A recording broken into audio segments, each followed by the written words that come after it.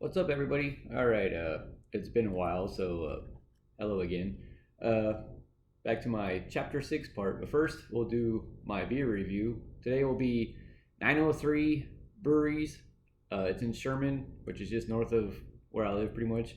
If you're in the DFW area and you have some free time, I would definitely recommend going to 903. They do beer slushies that are pretty good. Uh, my buddy Sean got a little effed up on it one time there. But yeah, they got pretty good beer up there. They're also known for like their Sasquatch beer, which is pretty strong. Um, but they also have other beers like sours and stuff like that. So yeah, I might have had the Bach beer. I don't remember if I have. Well, whatever. It's a Bach beer. I'm still gonna like it. But to read the back, just Sherman Bach, German style Bach, obviously like your Ziegenbach and your Shiner Bach, obviously better than those because it's not corporate. But Sherman Bach is a malt driven lager, perfect for any occasion. Its bready caramel sweetness is balanced by a crisp, dry finish. Noble hop additions balance the Munich malt and lend a subtle addition of spicy and floral hop characters, but virtually no bitterness. Born in Germany, brewed in Sherman, Texas, our Bach embodies classic brewing tradition crafted for modern day enjoyment. 7.1% alcohol by volume, and it pairs well with ribeye, aged Swiss, and pasture parties, which I'll be doing none of that today, but oh well.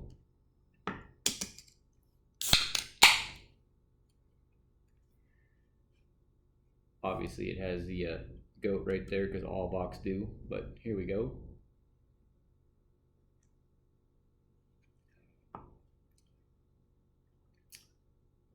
Very smooth Bach. Uh, yeah, it doesn't have the bitter hopness that a lot of ones will if they add the hops to it. Yeah, it definitely has a caramel uh, taste to it. Not an after, well, slight aftertaste, I guess, of it. But definitely a very smooth one that I'll be able to drink pretty easily. All right, let's get on to it. Chapter 6. Shane is walking towards the bar with cases of beer in his arms. He passed Caramel and nodded as he turned and as he nodded. He passed Caramel and nodded as he turned and was behind the bar. He was surprised to find Hillary behind the bar. "What are you doing here?" he asked as he opened the first case of beer and started filling the fridge. Hillary smiled as she walked over and started helping. "Well, I am helping with the bar tonight, since you'll be out doing, you know." "Yeah, I know. Well, who will be working the VIP lounge then?" "Devin." "Devin?" he asked with a confused look. "Didn't she work this morning?" She nodded. "Yeah, but according to Wicket, she is trying to make amends and wants to help out." "Help out? She wants to help out," he said as he grabbed the first empty case and broke it down. "What does Wicket say about all this?" She shrugged as she walked towards the guy who just sat down. "What can I get you?" she asked the guy. The guy looked at her, then at Shane and said, "I will have a Bud Light, please." "Not anymore." Hillary quickly got the beer and took the guy's money. She walked back over to where Shane was and said, "Supposedly he doesn't care, or at least that is what he is saying." "Yeah, but half the time when he says that he actually does care and just pushes it down and won't talk about it." "Yeah," Hillary said as she emptied the last case. "Keep an eye on him tonight. Make sure he doesn't do anything stupid," he said as he broke down the last case. "Now that the bar is all stocked and you shouldn't have to get any more beer unless you plan on selling only beer. But if you do, I am sure you can get somebody to help out." "Don't worry," Hillary said. "I'm sure I can get Wicket to do whatever I need, especially since he can't pick the music since Justin's band is playing tonight." "Don't be too sure he can't pick the music," he said jokingly. "We all know that he will go on stage if the band sucks. Now then, have you seen Steven or John?" "Not since this afternoon." "Well, if you do, tell them to meet me in the garage downstairs," he said as he grabbed all of the broken cases. He put them under his arm and waved as he started walking towards the elevator. He reached the elevator door just as it was opening. Inside stood John and Steven, looking at him as he walked in. "It's about time I found you guys." "What are you talking about?" John asked. "We have been with Wicket getting some last orders." "Yeah? And what did he say?" asked Shane as the door opened. They started walking out as John answered, "Not to do anything stupid." "Yeah, well, that is why I'm going along." Shane put the boxes into the recycling bin and continued walking. "So what car are we taking?" asked Steven. The Shelby Cobra, Shane said as he got out the keys and gave them to John. That only sits two people. John looked at him like an idiot.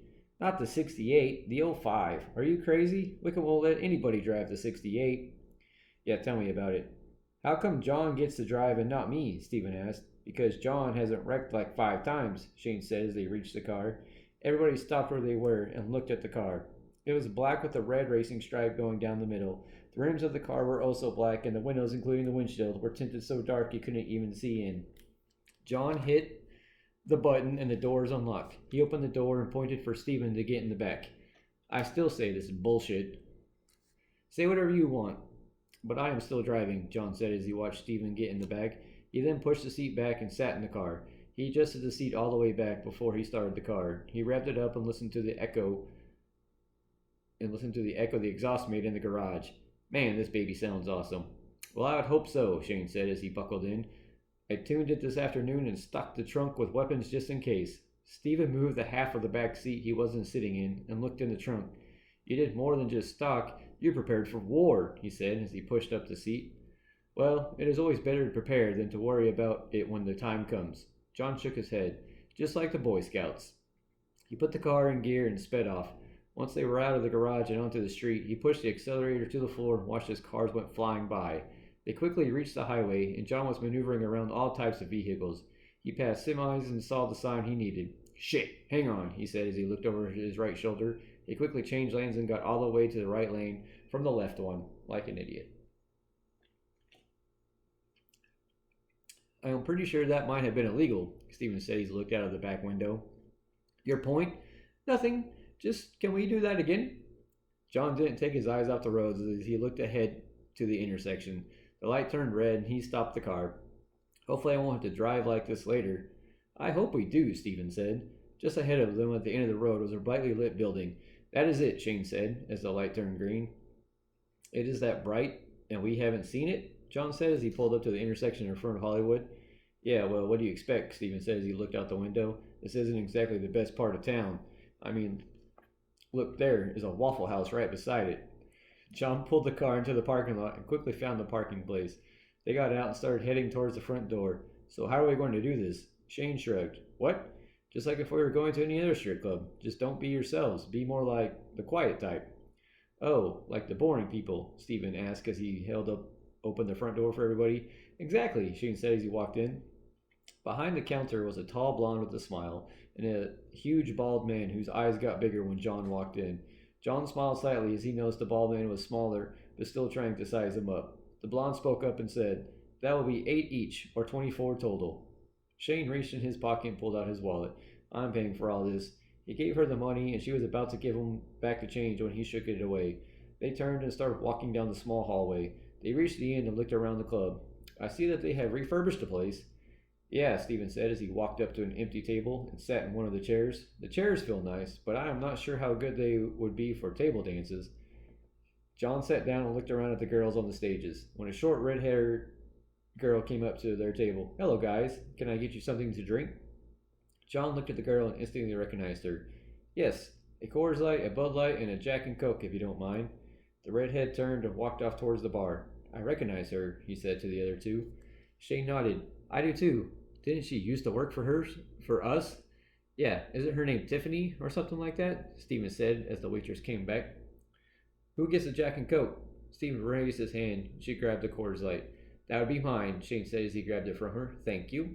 And I guess this would be yours. That is correct, Tiffany. Her expression changed at the mention of her name. You don't recognize us, do you? She looked around the table, and a big smile came across her face. Of course I do. How could I forget the best job I ever had? John handed her the money, and then he said, So if that was the best job you ever had, then why did you leave? She looked around before she said anything. Because of my boyfriend.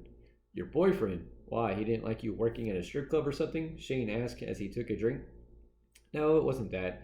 He didn't like the club I was working in. He got a job here a long time ago. And when he got into the management position, he didn't like that I worked for the opposition. So your boyfriend is the manager here? No, he is the assistant manager. Ah. Well, I better go make my rounds. She walked off. Well, that explains that, John said as he downed his first beer. He waved another waitress over. When the waitress arrived, he picked up his beer. I need another one, please. Didn't the other waitress just bring you one? Yes, but as you can see, it is empty, he said as he put it in onto the tray the waitress was holding. So now I'm asking you for another one. The waitress left to get another beer when an Oriental girl, Asian girl, came and sat on Shane's lap. Well, hello there, cutie. My name is Milan, and what is yours? Shane smiled as he said, Shane.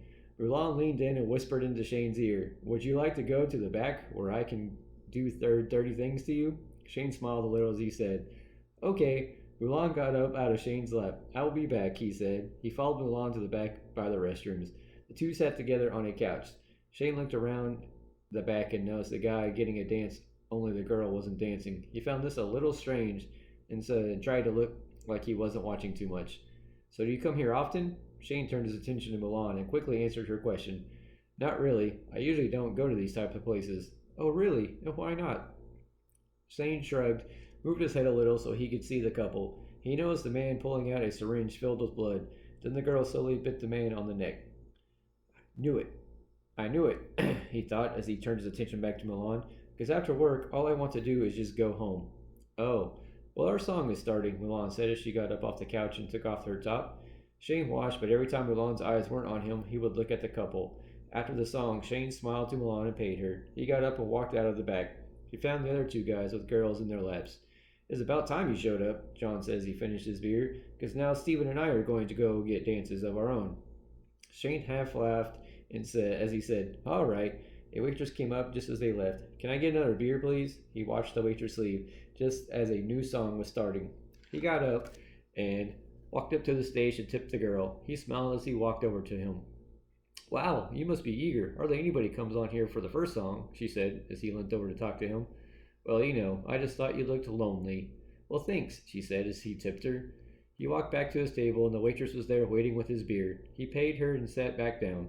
He watched the girl on the stage and nobody else went up. The next song started and the girl took off her top and the guys started to show up. Shane laughed to himself. He noticed the couple he had been watching in the back came out from the back. The man had a gloss look to his eyes and Shane looked at the woman. He recognized her and tried to hide his face as they walked by. He grabbed his beer and quickly took a drink. When Stephen and John showed up, Why are you guys back so soon? We got recognized, Stephen said as he grabbed all of his stuff off the table.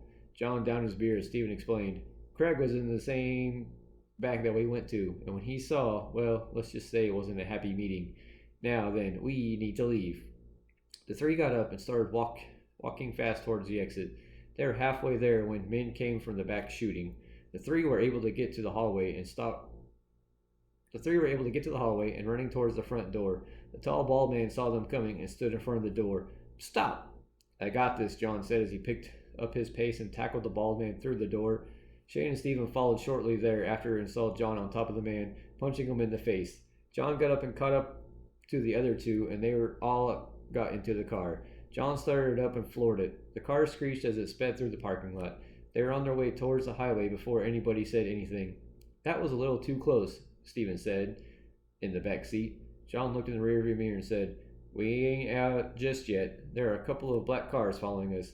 Is that it? Stephen asked as he pulled the back seat down and rolled into the trunk. He quickly grabbed two handguns and found the trunk release tab. He pulled the tab and the lid opened up. He went to his knees and saw the two cars John was talking about.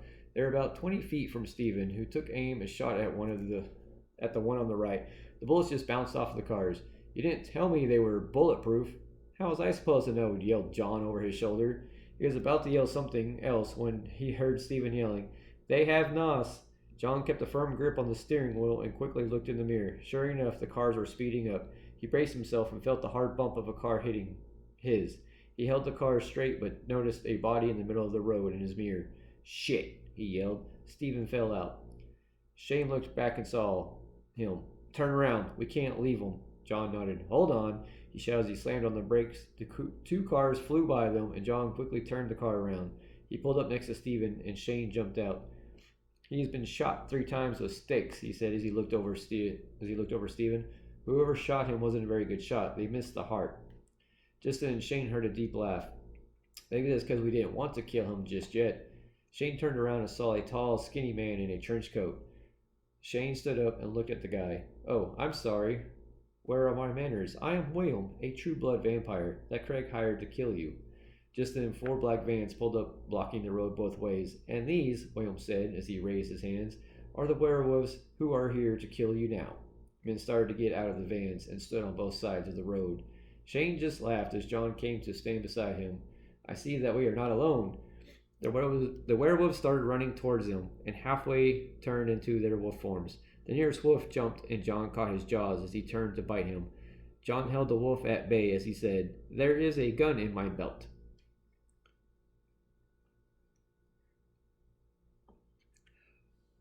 Shane stood up, holding two guns, and started shooting. No need. I grabbed Stevens. Well, isn't that nice? John said as he pushed the wolf's jaws together and held them shut with his right hand.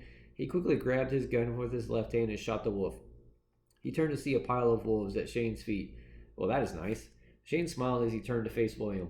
William just smiled back as more vans showed up. You didn't think that it would be all of them, did you? William asked as the vans unloaded. The wolves were about to attack when a large gray F-150 crashed into two of the vans. The truck pulled up next to Stephen and Wicket. Wicket jumped out and picked him up. Luke jumped out of the driver's seat and looked at the werewolves. William grew angry and jumped at Luke, who took the hit in the stomach. Luke was able to get William off of him and grabbed his head and started slamming it into the road. While Luke was fighting William, Shane and John covered Wicket, who strapped Stephen into the back seat. Shane climbed into the driver's seat just as Wicket was finishing. He closed the back door and looked at Shane. Don't stop until you get to the club. Shane nodded as he closed the door. The truck took off and John jumped in the back as it sped off. Wicket turned to see a pile of dead wolves and Luke beating William's head into the road. William was laughing, which was making Luke even more pissed. All of a sudden, William wasn't in Luke's grasp anymore. The two looked around for him and found him on top of one of the vans. He continued to smile as more vans showed up. Luke was about to take off towards him when Wicket pushed him into the Mustang. Get in, he shouted as he pushed him in. Luke climbed into the passenger seat and Wicket quickly got into the driver's seat. He put the car in gear and followed the same exit the truck had taken. Luke punched the dashboard. Why do we have to leave? I could have taken him. I know you could have, Wicket said as he sped through a yellow light, but what if the rare occasion happens and they happen to get lucky and hurt you? And don't tell me that it can't happen, because Stephen is in prime example. We need to cool down and regroup. Luke didn't look at him. Fine, but next time I get to kill something. That's the end of chapter 6. I'll probably try to do another one tomorrow or later this week. All right. Bye.